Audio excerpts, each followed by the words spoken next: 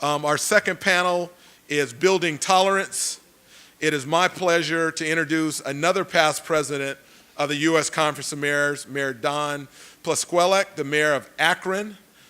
He's in his 7th term as mayor, the longest tenure in Akron's history. During that time, he has been an active member in the U.S. Conference of Mayors and served as our president in 2004-2005. And Mayor Plasquelec will moderate our next panel. Let's give a round of applause for Mayor Plasquelec. Thank you very much, Mayor Johnson. You know, I have to tell one quick story. Mayor Johnson actually lived when he was KD, basketball player for the Cleveland Cavaliers. He lived in Akron, and I take credit for this a little bit because I said Kevin Johnson watched TV when he was in Akron, and he said, you know, when I grow up, I want to be just like him. And I think he surpassed me already. Let's give a hand for Kevin and the great job that he did in that last session. We appreciate your leadership. I'm sure I look forward to you as president of this conference to continue the tradition many of us have had to join with Tom Cochran to take on the nation's and actually the world's problems and try to be about solving those and getting something done. I want to thank Reverend Price, certainly Mayor Bell for his leadership, Tom Cochran and all of the Conference of Mayors staff that has made this possible. I have to tell you, I feel a real honor standing here before you today. I was asked to moderate this panel, and it really clearly was an emotional thing for me because, you see, 50 years ago I was growing up in what I consider to be a typical American neighborhood. I don't think we talked about diversity. It was a typical white neighborhood, blue collar. My father was a rubber worker in Akron, Ohio. But at 14 years old, I must say, and I'm going to say it the way my grandmother would have said it, we couldn't figure out what you folks down here were fussing about because none of us had had that life experience. And fortunately for me, I've had a number of life's experience, including playing football and doing other things to cross paths with a number of people who did not grow up in my neighborhood, did not have the same experiences that I had. And by sharing those, I learned and grew, and in many ways, it is a reason that I'm here today. And I thank all of those people along the way. I am going to try to make less sports analogies than Kevin Johnson just did, but I will tell you one. If you're a quarterback, and you look over across the line and there's a mean, tough-looking guy at right tackle playing for somebody dressed in an orange jersey, you don't really care the color of the skin or where he goes to church. That left tackle better block that guy. And we learn to accept people, and I think sports, the military, a number of things that people do are really the ones in many of our lives that have taught us lessons about judging people for what they do and their character and how they perform, rather than the color of their skin or where they worship or who they love. So I'm tremendously honored to be here today. 50 years later, much still needs to be done in our nation and our cities to build tolerance. And I'm going to use tolerance and understanding, almost interchangeable, because I would argue the more understanding you have of people, the more tolerant you are, the more you understand why they might be different, but the values that we all share. I would argue, and I do it all the time, that the political dysfunction which we see in Washington today is in great part a reflection of the lack of tolerance or understanding which some have for those with different political beliefs. The expressions of hatred and discrimination which we at times see in our communities reflect a lack of tolerance or understanding for those who are different. As mayors, it is our role to go beyond the borders of our city hall, the walls of our city hall, or the borders of our legally controlled items or institutions or organizations or departments to reach out to help build tolerance in our cities. And several of the points which we've pledged to carry out in our 10-point plan are aimed at just doing that, and I'm going to briefly go through that. First of all, to use the bully pulpit, to provide leadership on issues of concern, engage in the difficult conversations that may be needed, and speak out against hate crimes and all discrimination or discriminatory acts, whenever they occur. Work with the school systems in our communities to promote education about differences, the importance of tolerance, and behavior that respects differences among people. Facilitate the integration of immigrants and other new residents in our community. Encourage community activities which celebrate diversity and educate city residents from different cultures that compose a city's population. Unfortunately, I'm going to miss the International Festival held in downtown Akron this weekend because I'm here in this special event. But mayors can encourage people to come together. All of these actions and others will help us to build tolerance and understanding in our communities. I believe personally that each mayor here could probably fill a whole hour with all of the things that they're doing in their own communities. We have really only a limited time, so I'm going to introduce three mayors who, someone wrote here, three more distinguished, I guess that means more distinguished than me, and thoughtful mayors about what they believe needs to be done to make our communities more tolerant and to create more justice in our society, not only in our cities, but in our nation. I want to mention that Jacksonville Mayor Alvin Brown, who may have been on the agenda, had planned to be here with us to participate in this discussion, but events are keeping him in Jacksonville this morning, and mayors understand how things change quickly in our lives. It's my pleasure to introduce, and I'm going to introduce all three of them, and then they will make their comments. And then the important part, as we saw in the last panel, was to interact with people who want to ask questions, and I encourage you. But I'm first Mayor Ardell Brady, who's the mayor of Rochester, Minnesota. Greg Fisher, who is the mayor of Louisville, Kentucky, and Christopher Cabalden, mayor of West Sacramento. So, Mayor Brady, you'd like to start? Thank you very much. I'm glad you emphasized Minnesota because often it's assumed it's New York. We're named after that Rochester, and we're all named after the one in England. So, but it's a real honor for me to be here, and especially at this place. I grew up in Austin, Minnesota, which is home of Spam, a Hormel company, where we had one black family in town, and we knew nothing really about racial tolerance at that point. It was not an issue. I moved to Rochester, Minnesota, which is just 40 miles away, which is home of the Mayo Clinic. And in the 50s and 60s, they had a local semi-pro baseball team in the Southern Minnesota League that had two black players. At that time, it was kind of a novelty.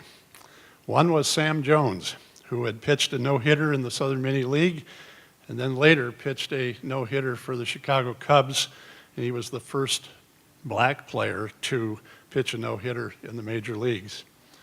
So not boasting at all, and a little bit like Mayor Plasquale said, I had minimum experience to minorities, and I feel blessed that as a citizen, I believe I've been hopefully more than tolerant as both a manager and an administrator at Mayo Clinic, worked there for 43 years, and now as mayor of Rochester.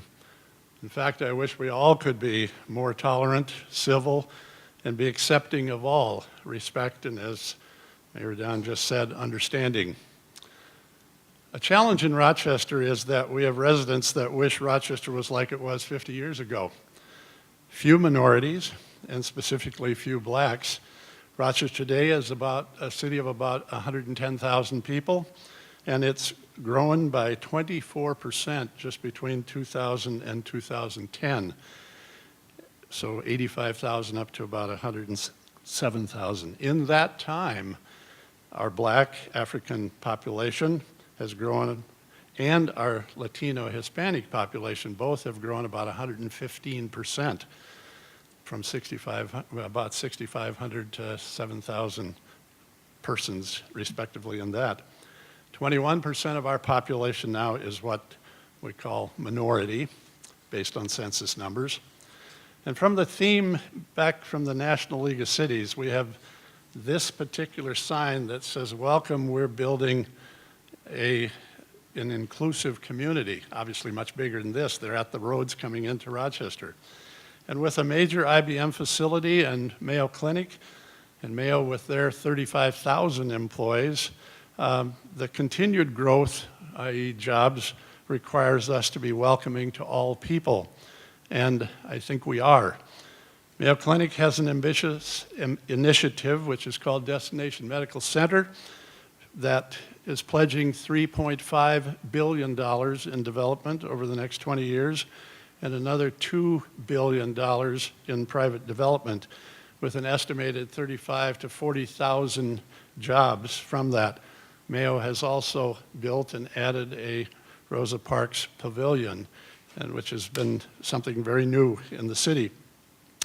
Our city is actively and aggressively recruiting minorities, and our fire and police departments are trying very hard and working very hard at it to build a department that more closely resembles the population that they serve.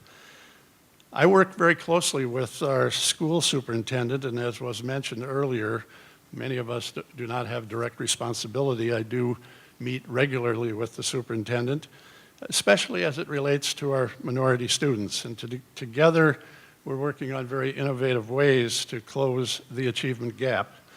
Our superintendent has worked very closely with the black students and have had success in that. We're piloting, or going to be piloting, a program with early childhood education for Latino students and their families. And we're having one-on-one meetings with the various cultural community. Many of them don't feel comfortable coming to a full school board, but they'll meet with the superintendent's cabinet members.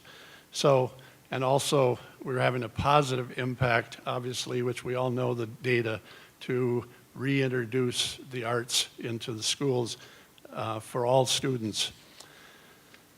The superintendent has a program that he started last year, We Want You Back, is the name of it, and it was initiated by him and supported by the public, with over 100 people going out on a Saturday morning about a month after school had started, and we haven't done it yet this year, visiting homes where students have not re-enrolled at the school. And a fair number of those are students, Latino or students of color. The results of that were most of those students then re-enrolled, and the neat part about it was to see both the student and the family, in many cases the mom, with tears in their eyes and saying, I didn't think anybody cared, so it didn't matter that the student wasn't in school. It's really done a great job to help with that in that particular program. I also support, we have a program for our immigrants that we assist them with free legal and language support in applying for their citizenship, and that's been working really well. As a mayor, I'm very public in supporting and attending the many traditional celebrations we have, whether it's Cinco de Mayo, St. Patrick's Day, Oktoberfest, Chinese New Year, all of those. We're going to be celebrating the true Mexican Independence Day on September 16th. We celebrate Juneteenth, which commemorates the end of slavery, and of course do Civil Rights March. And in Minnesota, that's a cold day in January when we're marching. And also working with our Native Americans in the various powwows and the burial grounds that are within our city. I want our city to celebrate diversity in its broadest sense. I supported a domestic partner registry, which was not popular with a lot of people. It turns out now that's not really necessary because the state of Minnesota passed the same-sex marriage this past year. And I also was very outspoken about defeating the voter ID idea, and that was defeated as a state. I've attended also the Eid festival for the Muslims right after Ramadan. This, I found out, was just extremely important to that whole community, and we have a couple thousand that come to that event on an early morning because no previous mayor had ever done that, and it really makes a big difference. I should also mention that National Night Out, which is celebrated across the country, is a big event. We set records every year, and getting out with the various neighborhoods that I get to, about a dozen of them that particular night. I know each of these mayors do things that support their communities, and much has been done with, as we've all been saying, much needs to be done. These efforts are not always popular with those who wish we were still a population of 50,000, but it's important, not only for the obvious economic reasons, workers for the DMC now, the 35 to 40,000, but more importantly, as we build this inclusive community for all, and I underscore that, all people. Not only the smart thing to do, but it is the right thing to do. So thank you, and God bless to each and every one of you. Thank you, Mayor. Mayor Fisher? Thank you. I'm Greg Fisher, Mayor of Louisville. I want to thank all the great citizens here in Birmingham for hosting us, and it's an honor to be here. I think, our country's always going to be a work in progress when it comes to race relations, when it comes to our ability to reach our collective potential as we build tolerance with each other. In the long view, there's no doubt that progress has been made when you start from Abraham Lincoln to go to Martin Luther King and then to President Obama. But what you have to love about our cities and our country is an undeniable desire to always do better, to always improve, to address our imperfections in a weakness orientation, and we put it out on the streets, in the media, and we talk about it every day in a way that few other countries do. I'm a business guy, I'm an entrepreneur that just happens to be mayor. And I can tell you that any company that pulls together a diverse group of people, that has inclusive policies, that taps the viewpoint and collective energy from a broad range of people, is going to beat every day a company of people that just looks like themselves. And this is true, obviously, for our cities and our country as well. Now, our panel's on building tolerance. I would say that building tolerance certainly is a noble pursuit, but it is not adequate. The end goal has to be embracing our differences as people. Celebrate our difference of people, not merely just to tolerate our differences. I want to also say that tolerance does not mean political correctness, where we tolerate everything, and in so doing, we stand for nothing. And there certainly is pressure on people to do that. Tolerance means in all people, we accept in all people their ability to contribute regardless of their gender, regardless of their race, regardless of their orientation, around universal truths like the golden rule, integrity, accountability. And tolerance means we're able to judge people, in the words of Dr. King, solely on the content of their character. So where are we going as a country? In the words of Thomas Merton, and Thomas Merton was a Trappist monk who lived at the Abbey of Gethsemane by my hometown of Louisville, as he observed people on our hustling and bustling downtown, it was 4th and Walnut, which is now 4th and Muhammad Ali. So there's a certain serendipity of that you had a Trappist monk on a street that's now named for a famous humanitarian, Muslim, boxer, from the views of a Catholic Trappist. He said, as he looked over at all the people, and these were all the different people of Louisville, said, "The sun shines on all of our faces, illuminating the beauty of the human spirit. And in fact, we are all connected." And it's obvious that we're all connected. We share the same earth. We share the same air.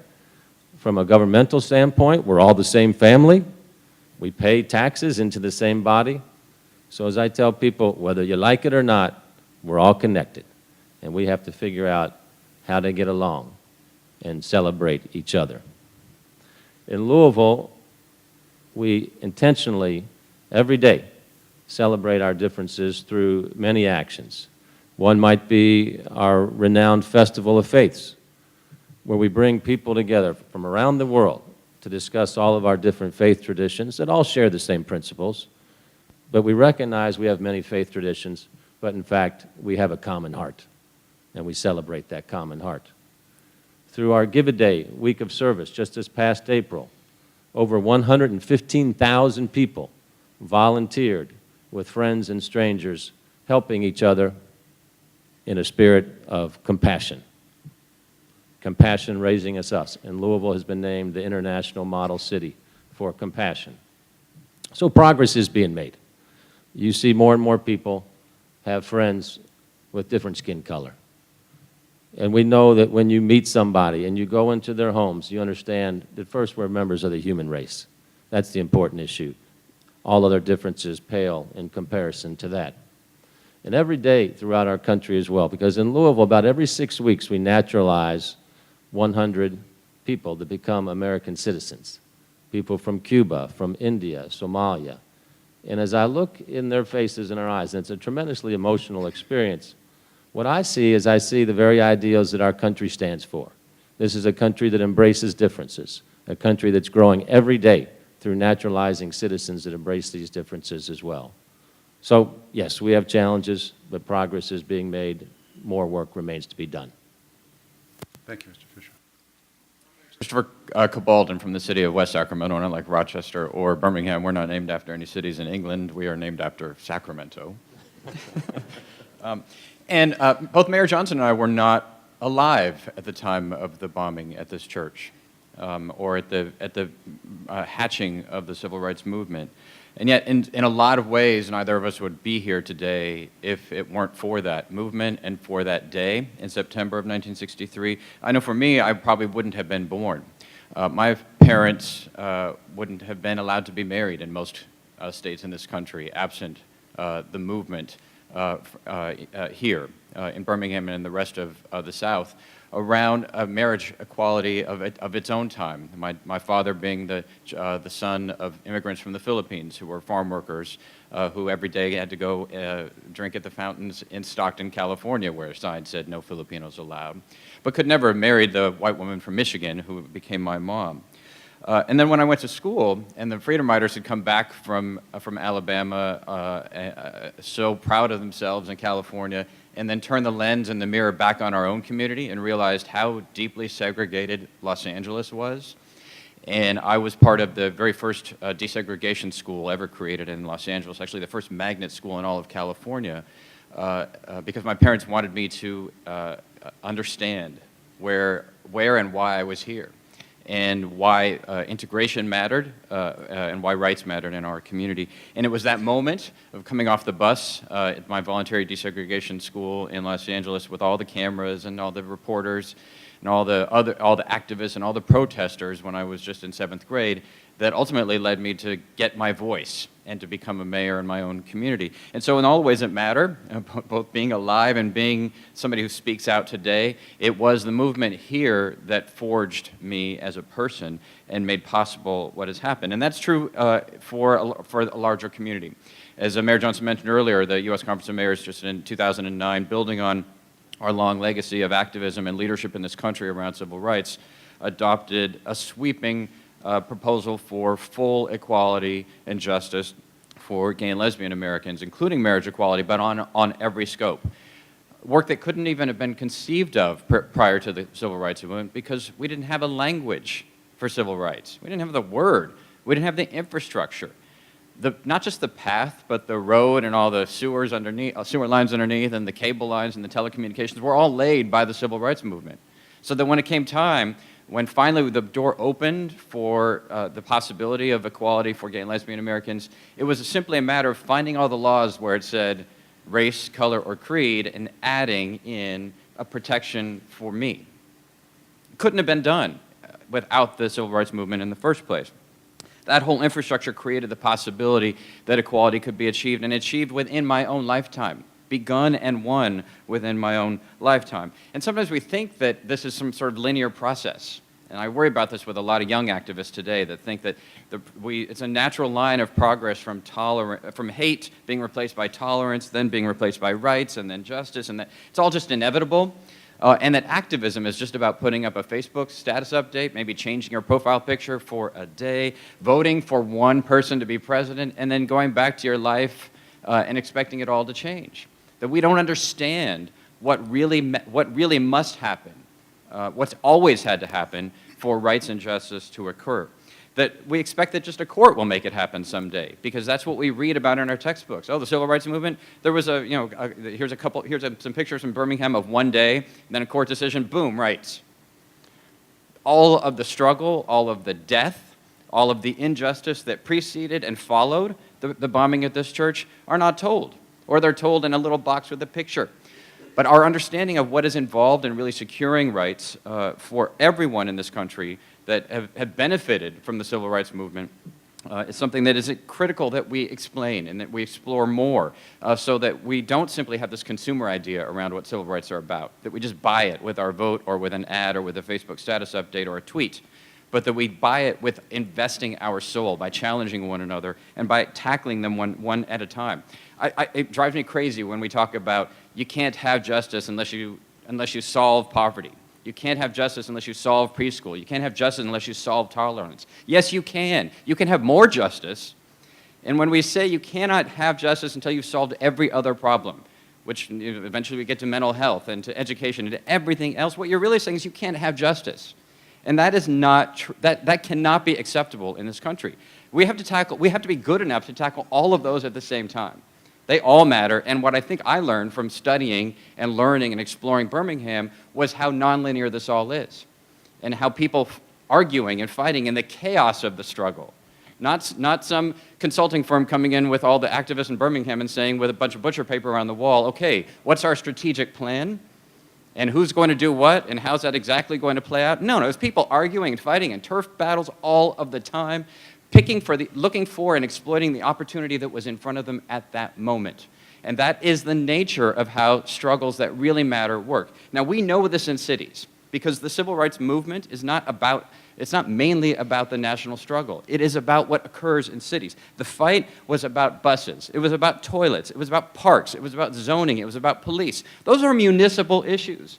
Why was it about those things? Yes, because they're markers for dignity and for justice and respect, but because they're the things that regular people experience and that regular people can influence. I can write my congressman, but what really matters in the day is my ability to influence my community. That's why those mattered so much. Civil rights are contests at the city level, and it is every progressive court decision had as its parents some action in a city, some leadership by people in cities in order to make it occur. And that has to be everything going forward. For me, the court decisions around marriage equality happened because of a mayor in the city of San Francisco saying, I'm not standing for this anymore, I'm going to make this work, and activists in cities around the country pushing as well. So cities have to be, and always have been, the locus, the center, the driving force for progressive change around civil rights. And it's why this word tolerance, I hope we evolve it. I don't know if we have to add a W to it, so like twerking, which has nothing to do with working. We add a W to tolerance, so that tolerance is really about us not tolerating a law enforcement and a justice system that is institutionally racist, about not tolerating schools that institutionally aren't giving us justice, around tolerating the kinds of push-outs and expulsions from schools every day that are contributing and causing the challenges in our criminal justice system, and our complicity in cities around truancy rules and our enforcement, our land use, our zoning policies that continue to, by practice, result in desegregation, and stopping the kind of collisions that make cities exciting, that make cities creative, that create economic growth in our communities. So tolerance, yes, but kids who never get to high school or don't get through high school, kids who get caught in the criminal justice system, African-American boys who get caught in the criminal justice system when they're 12, they don't have to worry about ever getting tolerated because the rest of my community never sees them. They're nameless. They're faceless. They're just as they went straight from womb, it seems like womb to street to jail. At no point did tolerance matter, which is why tolerance is a significant part of the equation, but it is not everything. And in fact, today, it may not even be the most important thing. It is making sure that we give those kids the luxury of having to deal with intolerance, because they have made it into our workplaces, into our universities, into civil society, where they can be annoyed by people who don't get it, by ignorant people who aren't with them. That's, in some ways, our most fundamental challenge, is the right to be intolerated for just a little while. So, So let me just close by saying, we got the civil rights movement for gays and lesbians in this country got a turbo boost from the civil rights movement. And what drives me nuts in my own community, in that community, is folks saying that that is the new civil rights movement, or that is the civil rights movement of our generation. Sure, it's part of it. But the civil rights movement of 1963, the civil rights movement that was accelerated by what happened here at this church, is the civil rights movement of today. It is the civil rights movement of the 21st century, and it is the civil rights movement of our generation. The tent is bigger, the cause is broader, the scope of people who must be delivered justice is greater, but that movement and its purposes and its call to action into our hearts and our souls in America remains the agenda and the movement for today. Thanks. Thank you.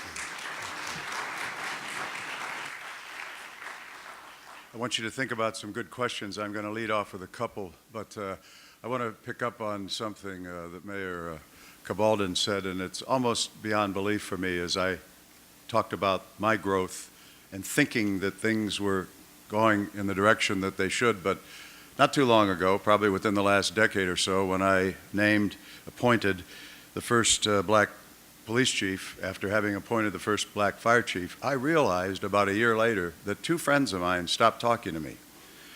And it is really something that was amazing to me to think about, this intolerance, the thinking about people who I had grown up with, to actually think in the 21st century that I had done something wrong by appointing those two individuals, both of whom did a good job for the citizens of Akron, and judging them on their performance. I can say that. I think we look at what cities can do, what leaders can do, what mayors can do, and one of the things that happened in Akron was a recognition by our newspaper and the Knight Foundation. The Knight chain of newspapers was founded by John S. Knight in Akron, and they funded a program called Coming Together, and it was literally working to bring diverse groups, like all white suburban churches, coming together with predominantly black churches.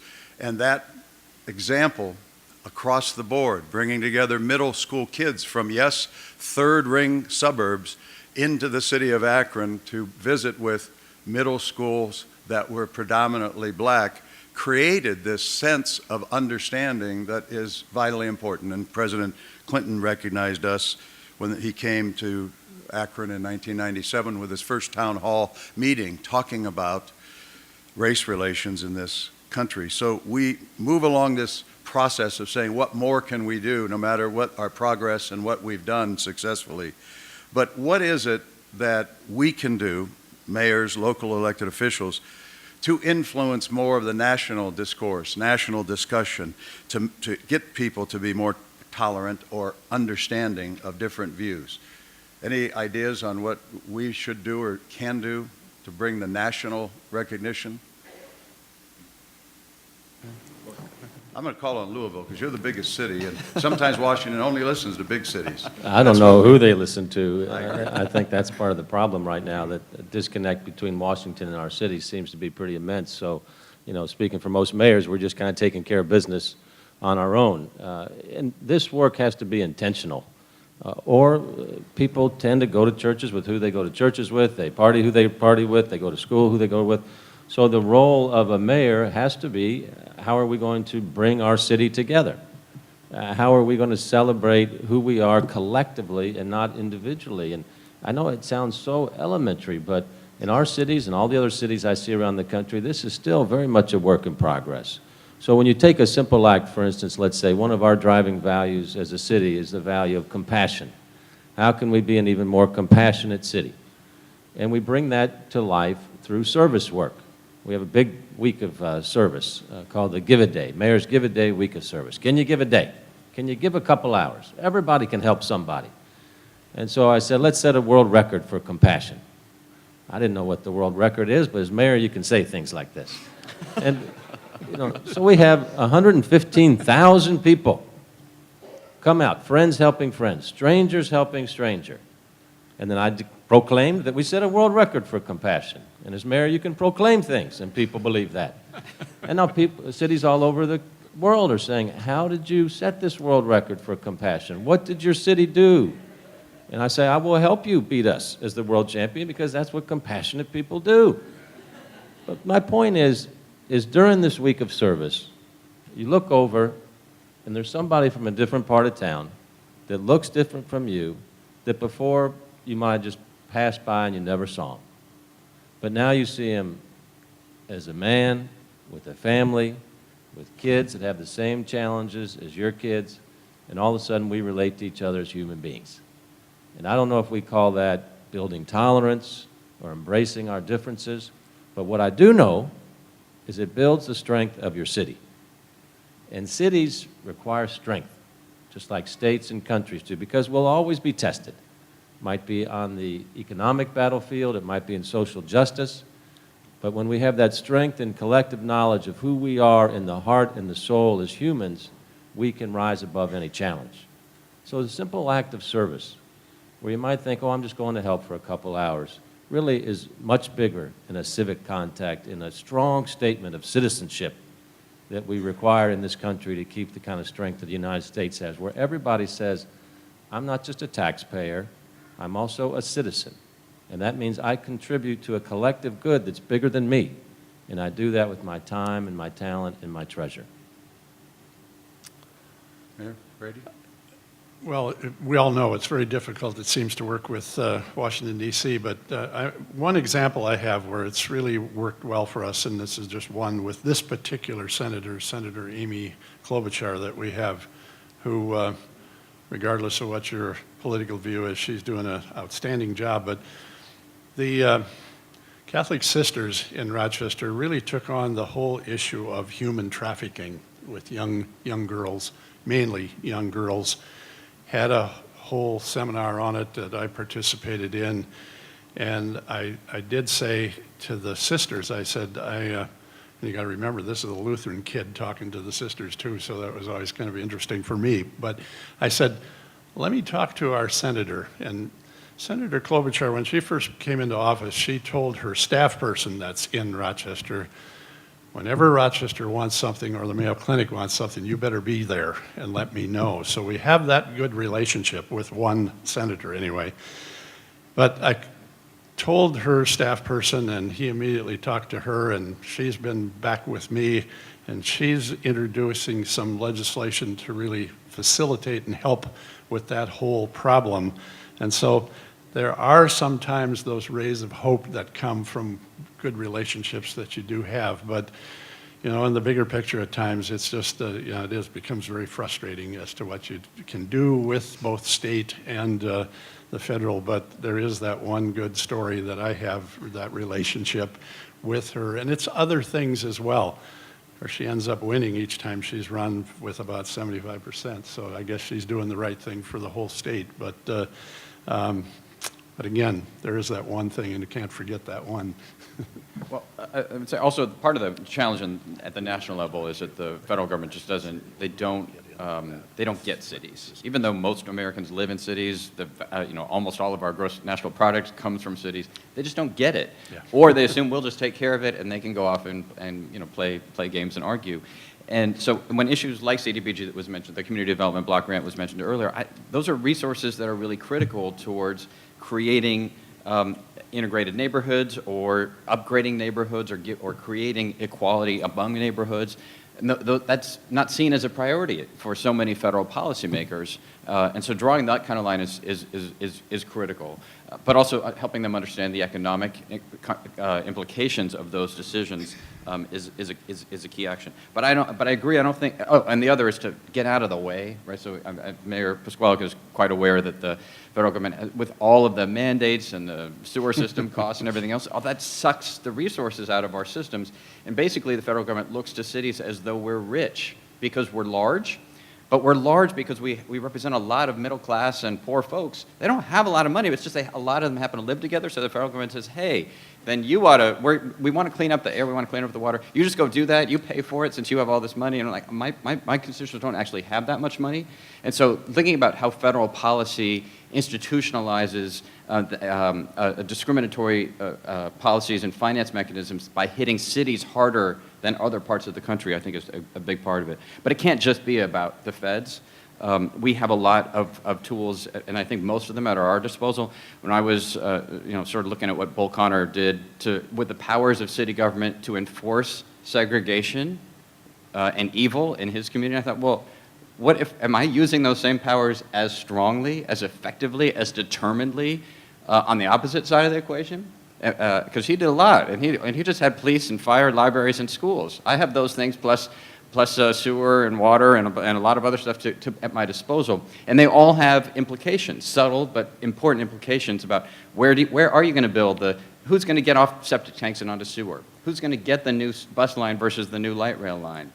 Where are we going to build the first solar roof for schools? I mean, those decisions, every single one of them has an impact on what your city looks like, how it interacts, and whether people connect with one another.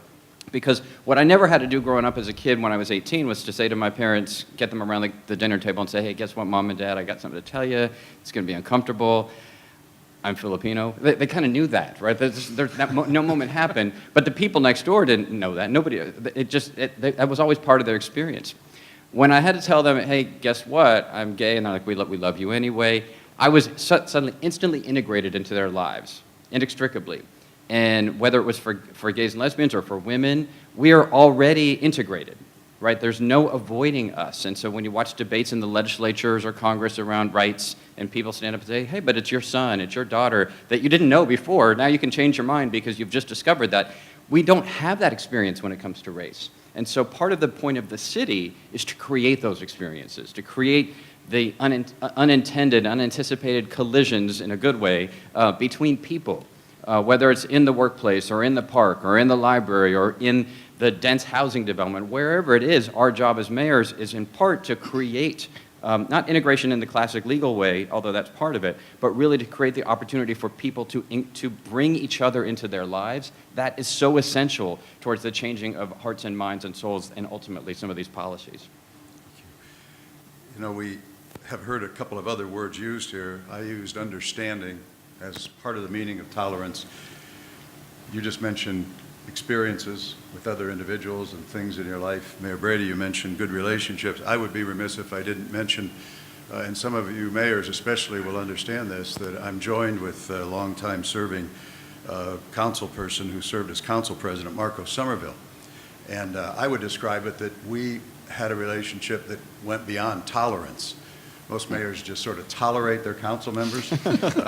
He's one of my best friends in life and now works as planning director and done a great job. But when we looked at some of these issues, one of the things I think that you understand is it is difficult, more difficult, I would argue, to change the minds of people who have a whole life experience and have this hate built in than it is our youth. Someone has once said that you were not born with prejudices. We learn those from wrong experiences or wrong education. What we did was create a youth leadership program called Peacemakers and invited young people, high school age, to come in and learn more about their community and how they could serve. When we get people engaged to learn more about how government works and accepting of their roles as citizens, as Mayor Fisher said, we understand how we have a role to play in a democracy. So my question is, and I'm going to make one other statement, and I don't know what it's like in other cities exactly, but I know in Akron, pastors, priests, rabbis are really outside the walls of their church, actively working, whether it's food pantries, whether it's serving meals to poor people, whether it's running for school board. There is a great deal that pastors have done to be a leader in this issue as well as many others. But mayors, who else needs to be at the table? We call it stakeholders. Who else needs to be on our committees and commissions? What else can we do to reach out to other segments beyond just saying, well, this is kind of a feel-good kind of issue here. It's not economic development, it's a feel-good tolerance. So we're going to call on the preachers to do all of that. Who else needs to be at the table to get this job done, to move us along this progression that you're all talking about of making progress, making improvements? Well, leadership often comes from very surprising places. And so the question is your city and are our individual minds open to that? When we see somebody that might look extraordinarily different from us, and you don't look at him and say, boy, he looks strange, versus that person has extraordinary amount to offer. And as you celebrate people like that, what you find is there's a whole nother group of people that look like them and think like them that now feels like they are accepted and they have a voice. Many people in cities feel like their voice does not matter and that they have no hope. They feel socially isolated, and that leads to trouble usually. Our job as mayors is to break down that social isolation. And so that means at the table, you have people that are frequently going to challenge you in unconventional ways. When you're younger, you might see that as threatening. When you're older and more wise, hopefully you see that as a cause to celebrate, because inevitably it leads to something good. It broadens the perspective. And the goal in the city, and I'd say in the country, is to be able to look at all of these challenges through this very broad perspective. I say, as mayors, we have to deal with the bell curve of life. It's not like a company where you can say, I don't want that customer, I don't want that supplier. We take everybody. And with everybody comes a lot of challenges. But with that also comes a lot of opportunity. So intentionally, we're doing a lot of interesting things through our public health department, for instance, issues of access, healthy community fellows, young people in the community that are our teenagers. The good news is when we take a look at statistics, and I brought a Reuters poll with me that said many Americans have no friends of another race. About 40% of white Americans and about 25% of non-white Americans are surrounded exclusively by people that look like them. Now, when you go under the age of 30, it changes, to your point, Mayor. About 1/3 of Americans under the age of 30 have a partner or spouse or in a relationship with someone of a different race, compared with 1/10 of Americans overall. And only 1 in 10 adults under 30 say no one among their family, friends, or coworkers is of a different race. So when I take a look at my kids and this generation we're talking about, this is when you can see that pendulum of change happening. Not happening fast enough, but it is taking place. Brady. The obvious, I think, besides the preachers, we have groups together that have the schools involved, as I already mentioned, working with the superintendent, the Chamber of Commerce, businesses, and in our case, we have 2 major employers with Mayo and IBM. But an experience I had, well, we also have very formal neighborhood associations in our city. We have over, I think it's 46 of them. And if you get those groups all together, and they represent multicultural neighbors in their own neighborhood association. But an experience back when I was working at Mayo was sometimes it worked, and it did in one case for sure, find the most disagreeable person or the one that really didn't want to do what you wanted to have done, a new system that we were putting in. So we met with that person and ultimately pointed out all the pluses and minuses of that, and she understood it. And when she became the spokesperson for that new system, everybody accepted it then, because if you could convince her, you knew you had it made. If we'd have just tried to do it with those that were already believers, if you will, I don't think it would have worked. But with her, it did work. And so sometimes you have to work with the ones that are the most disagreeable to get something that all can agree upon. Yeah, well, you're fortunate because some of those folks you can't get to no matter how much logic and education That is you true. have. I'm going to go ahead and open it up for questions, if it would, and I'll make sure you get to answer the first question, Mayor Cavaldo. Any questions that we have out there from the audience? And I would love to have, as a former moderator did, ask the young people to have the first question, if that's all right, and if not, we'll go to you. Yes, sir. I would be remiss if I didn't mention to you guys, you're talking about tolerance. I moved here 7 years ago from Washington, D.C., and I came here because as a young boy growing up in D.C., I watched Dr. King's drive down 16th Street, headed to the March on Washington. I didn't understand what it was. I was a little kid. But when we talk about tolerance, we have to start with Dr. King's letter from the Birmingham jail. If you read it, if you study it, he talked about people taking positions of tolerance, but not moving it beyond that. Saying, I see your struggle, I don't know if I really understand it, but I will just tolerate it. We will tolerate it. And Dr. King spoke about that. And I think today, in this church, we need to say, or this panel, I would like to hear, especially from you, Chris, I love your energy. I love your energy. I think I want to hear somebody tell us what's going to be beyond tolerance, like King did with his letter from the Birmingham jail. What's the action behind the word? You did not just call me out, did you? No, I think this is a critical point then, and it still is now. The quote I had from Bayard Rustin, who spoke around from Birmingham to Stonewall 20 years ago, was, our job is not to get those people who dislike us to love us. Our aim was to try to create the kind of America, legislatively, morally, and psychologically, such that even though some people continue to hate us, they could not openly manifest that hate.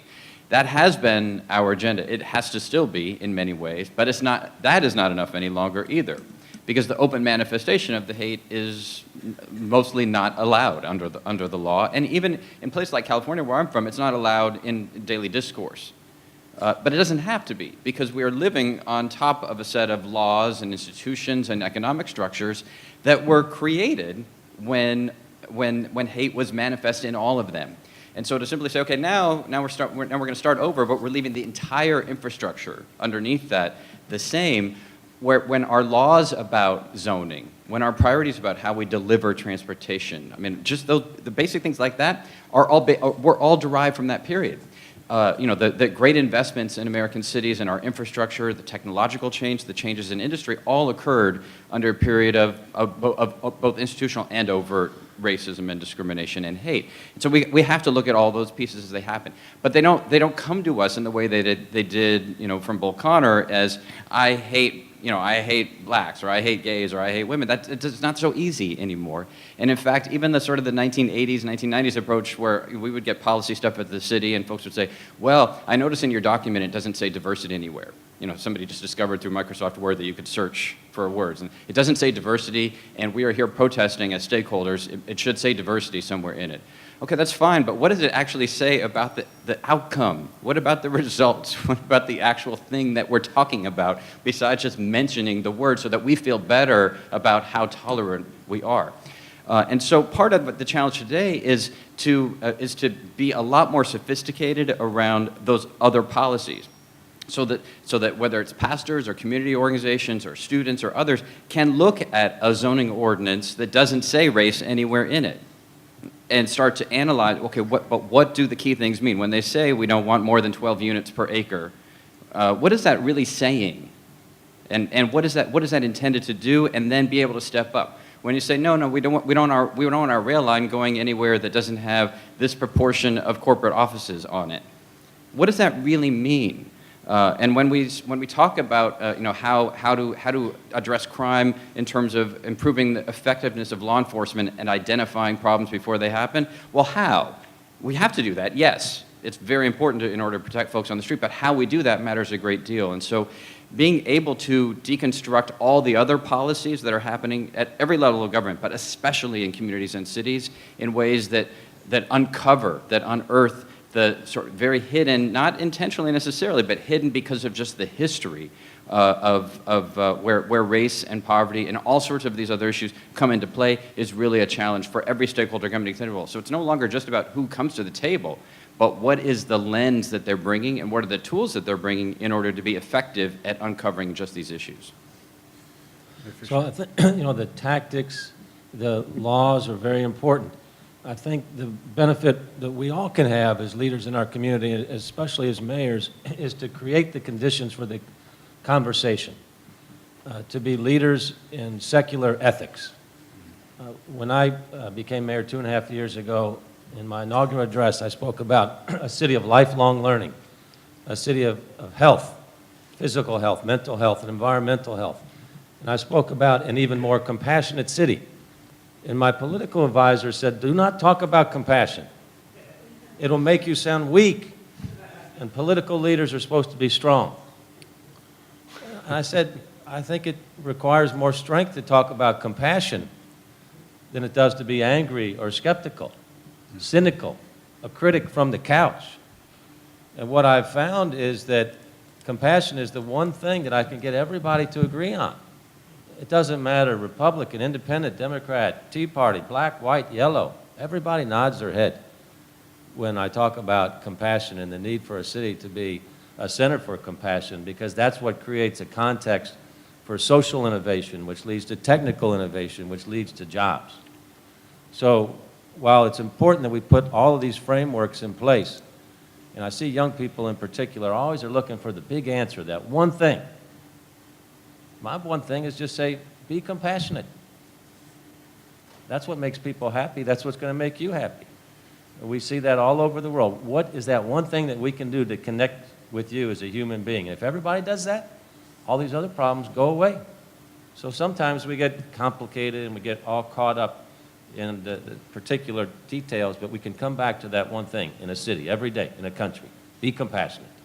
We'll be a tremendous country when we're in that place.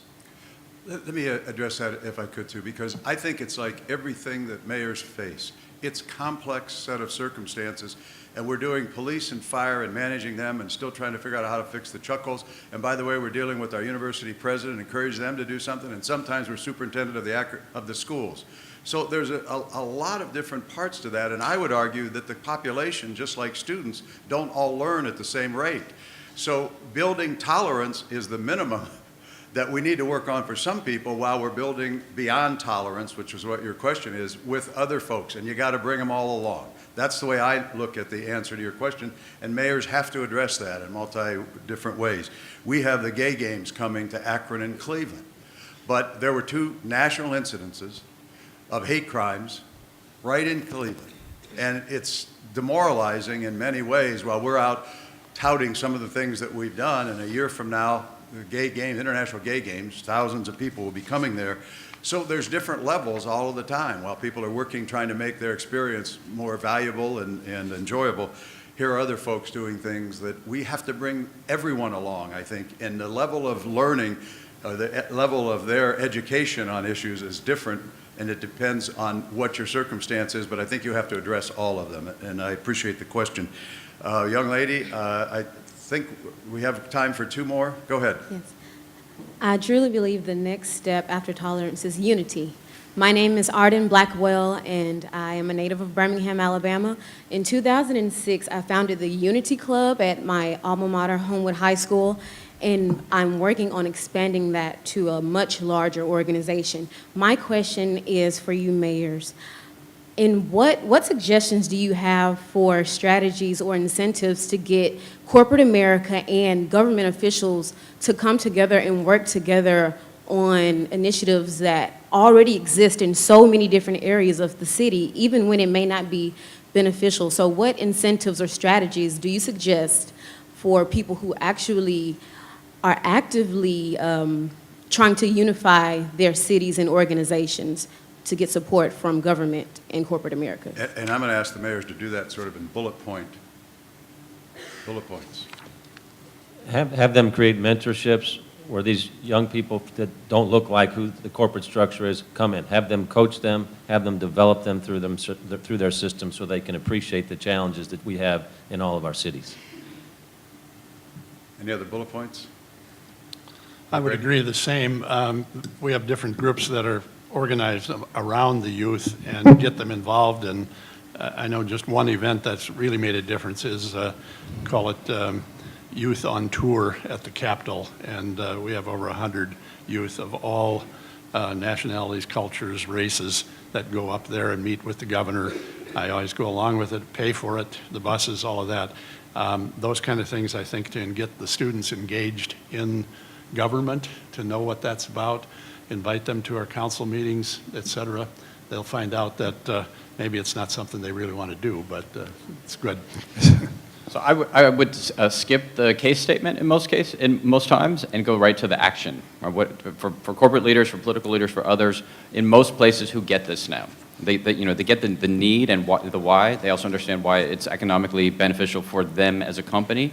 But oftentimes we don't assume that. We assume we've got to educate them on 100 years of the struggle. And by the time we're done, the meeting's over.